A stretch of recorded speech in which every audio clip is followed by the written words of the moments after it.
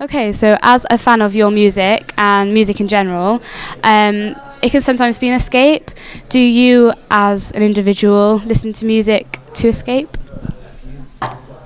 I think about music is it's always there, so you can listen to it whenever. If certain songs mean something to everyone, so I think everyone uses it as an escape in different ways. You know, some people might because they're having a bad time, or some people might just do it for their kind of personal space, and it's different to everyone. Do you find that like performing live can be an escape for you? Not really, because the thing about playing live is you get a lot of these extra stresses that you don't kind of foresee happening. So a lot of the time in the preparation for a gig, or in the sound check, or when you're playing, when you kind of might have issues with mental health, especially anyway. They can sometimes kind of add to that stress rather than take it away. So it works both ways, really. So does this tie in with pressures that you face as a musician?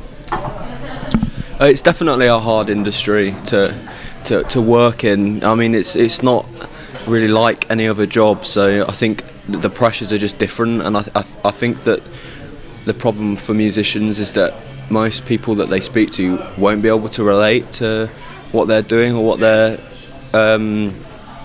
their pressures are compared to like a 9-to-5 job, because everyone's different. And I mean, at the end of the day, people need someone to talk to, and I think that can be a struggle for musicians.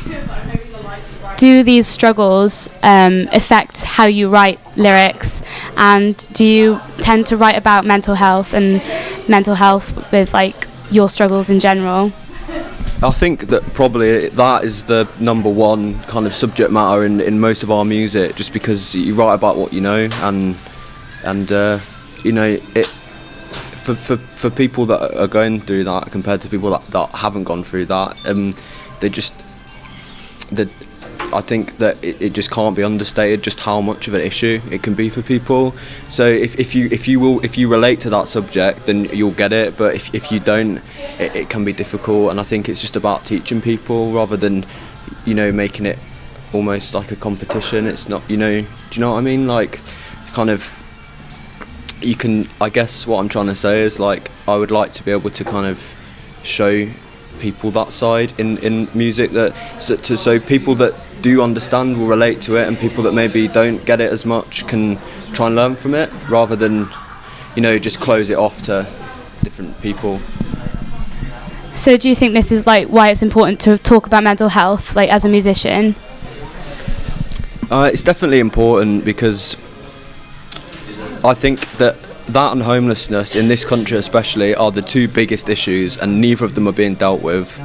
And I think that really, if you've got any kind of influence of making anything look better, then I think that it's your duty to do it. And I think that I try my best to offer some kind of platform for people to kind of relate to, and that's what I try and do. So obviously that was one of your aims with your music. What else do you sort of aim to do with your music? Just kind of do the best we can, really, reach the most people that we can, and just kind of spread our message as far as possible, really. So as fans, what do you think we can do to support musicians that are struggling?